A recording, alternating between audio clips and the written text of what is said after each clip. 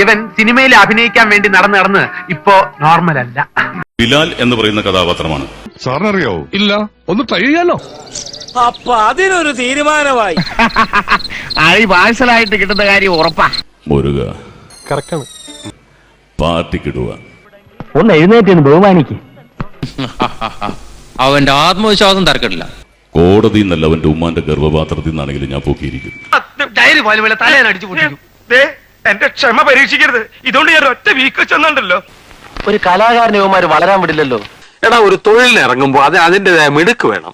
നീയൊക്കെ വള്ളി ട്രൗസർ ഇട്ട അജന്തയിൽ ആദ്യ ഭാവം കണ്ടു കിടക്കുന്ന ടൈമിൽ നമ്മൾ ഈ സീൻ വിട്ടതാണ്. ബാക്കിയുള്ളവനെ തൊലച്ചിട്ടേ ഇയാൾ ഈ ലോകം വിടുകൊള്ളായിരിക്കും. അല്ലെങ്കിൽ എനിക്കിത് വരണം, ഞാനിത് കേട്ടല്ലേ മതിയാവൂ. അവന്റെ ബാപ്പയാ ദുബായിൽ നിന്ന് കാണാൻ വന്നതാ. കലാബോധമില്ലാത്ത കൊലപാതകികളായി ഈ ഏരിയ മുഴുവൻ. പണിയും കഴിഞ്ഞടുത്ത വിമാനത്തിൽ ദുബായിക്ക് പോകണം. അപ്പൊ കാണാം. എടോ, ഓരോരുത്തർക്ക് ഓരോ പണി പറഞ്ഞിട്ടുണ്ട്, അതേ ചെയ്യാവൂ. ഇതിന് കഴിവെന്നല്ല, കഴിവ് കേടെന്നാ പറയുന്നത്.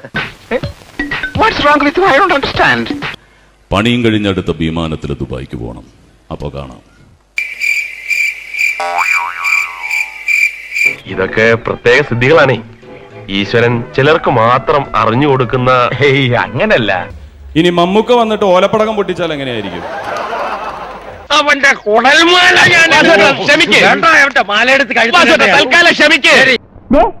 നിനക്ക് എന്തിന്റെ കിറുക്കാണത്? എന്റെ കയ്യിലിരിക്കുന്നത് ചൂട്ടാണ്. ഞാനിത് മുന്നിലേക്ക് എടുക്കുന്നില്ല. എടുത്താൽ ഞാൻ കുത്തും, നിങ്ങൾക്ക് പൊള്ളും. അപ്പോളേ പറയുമ്പോ ഫീൽ ചെയ്യരുത്. നിങ്ങൾക്ക് ഈ പണി പറ്റിയതല്ല. ദാ ഓലപ്പടക്കം. ഞാനും ഒരെണ്ണം തെറ്റിക്കെടുക്കാന്നാ തോന്നണേ. ഇതൊന്നും അല്ല, ചിലപ്പോ മോഹൻലാൽ ദേഹത്തേറും. ഡോക്ടർ, അവിടെ പ്രശ്നം, ഇവിടെ പ്രശ്നം, അങ്ങനെ മൊത്തത്തിൽ പ്രശ്നമാണ്.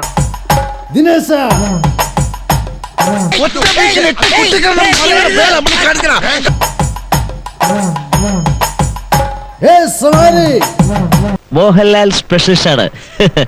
മോഹൻലാലിനേക്കാൾ നന്നായിട്ട് മോഹൻലാൽ അവതരിപ്പിക്കും. നിന്റെ മരണം എന്റെ കൈകൊണ്ടായിരിക്കും. അയ്യോ, കൊച്ചു കളി ഒറ്റ അടി വെച്ചിരുന്നു ഞാൻ.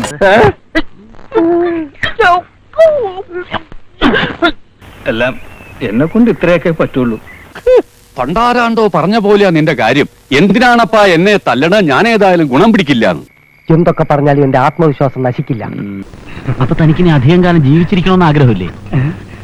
എന്നോടാ കളി? അല്ല പിന്നെ. ഇതത്ര സീരിയസ് ആയ അസുഖമല്ല. ഒരു സിനിമാ നടനാകാൻ കഴിയാത്തതിലുണ്ടായ ഡിപ്രഷനാ. അമ്മാവന് ഒരു ദിവസം വരും. Every dog has a day. അറിയില്ലേ? അന്ന് അമ്മാവന്റെ വില എന്താണെന്ന് ഇവരൊക്കെ മനസ്സിലാക്കും. എന്നാലൊരു കാര്യം ചെയ്യാം, ഞാൻ നാളെ വരാം. നാളെ വരുമോ? ഓ, പിന്നെ നാളെ വരാതിരിക്കാൻ പറ്റുമോ?